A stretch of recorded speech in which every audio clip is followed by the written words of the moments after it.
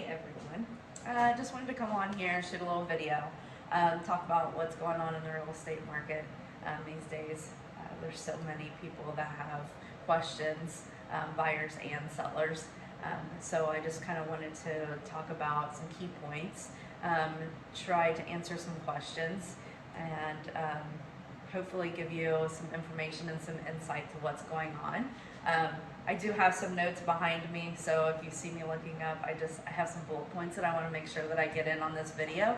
And yeah, I don't want to miss anything. So obviously, if you've learned anything in the past year or two, the news controls what consumers see, hear, and believe.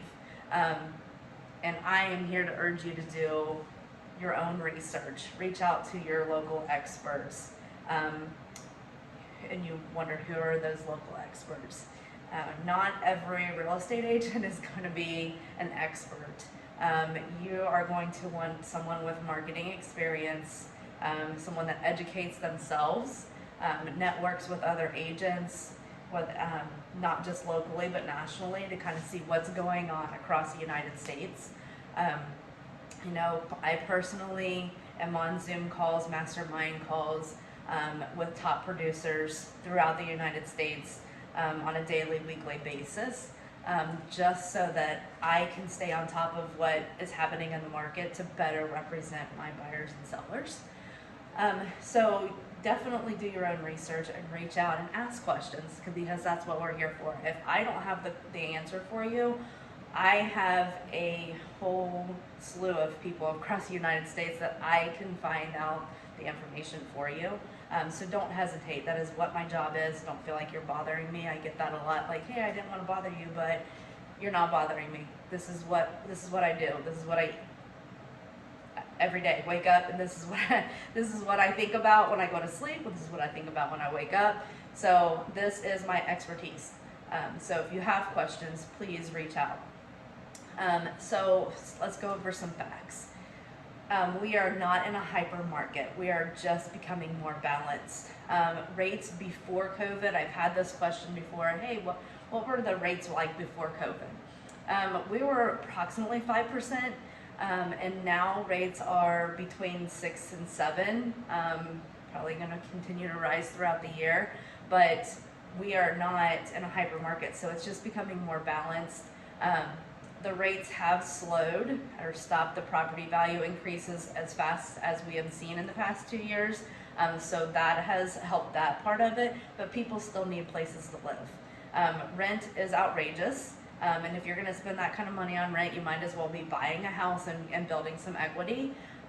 So, you know, that part of it is that it's still not balanced. We still have a lack of inventory for the number of buyers that we have. So, you know, those are some facts that a lot of people don't understand, because if you're buying now, you probably weren't buying pre-COVID, so you don't understand what the rates were. They just dropped really significantly. We've never seen rates like that in obviously my lifetime, but ever. Just speaking with people that have been in the market forever. So, you know, that was just an unprecedented time in our lives, but we're getting back to normal. Some things that the sellers need to think about when you are selling your house: what motivates you? You know, is it relocation? Are you moving up, moving down? Because you need to stay focused on what motivates you when it comes to negotiations, because you still have a lot of equity in your home because of, you know, where we're at in our economy. You know, homes are still hold a lot of value. So you have that equity, but you have to stay focused on what is motivating you to sell, so that, you know, you're ready to negotiate and get that house sold. And understand, at this point in time in the market, marketing and price matter. So you want to price your home right. We know that it's not increasing. If anything, it's decreasing a little bit. So you want to price your home to where we're going to get those buyers in there and have those viewings and get the feedback. If you price it too high, you know, you're going to sit on the market and real estate is a sprint. It's not a marathon. You want it on the market, you want it off the market, you want it sold. No one wants to spend days and weeks on the market, let alone months, because we're not focused on what motivates us to sell and what our end goal is. The bottom line is real estate is just like any other business. You're going to adjust and correct, and that's what we're going through. It's a kind of a roller coaster ride for us agents that have been through it before, but we know that it's just part of it. It's part of the correction, and the rates have gotten us to where it's helping us correct that market. And when you're buying, you just have to think about your rate is temporary. You're buying the house to live in, to build that equity and have a solid plan. So if you're going to buy a house and you're at 7%, typically, you want to have a plan on being ready to refi when those rates come down, and what would be your trigger rate to refi. And you can have those conversations with mortgage lenders, and if you don't have one to have that conversation with, I can hook you up with that. But history, it doesn't repeat itself, but it leaves great indicators for us. So typically in an election year, our rates will go down just because it's an election year. So if we're looking at that aspect, right now, if we're at 6% and we're going to climb the rest of the year, probably by mid next year, we're going to be going back down.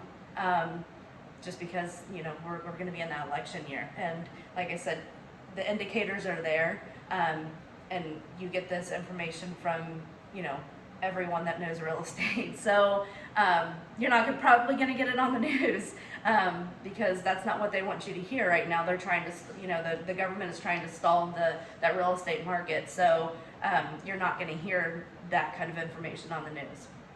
But finally, the crash versus a market correction. Like we spoke about before, sellers have a ton of equity still in their homes.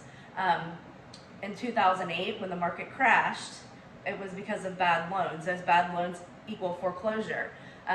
Those foreclosures flooded the market, and then of course equity in everyone's home went downhill. That's a lot different than a market correction.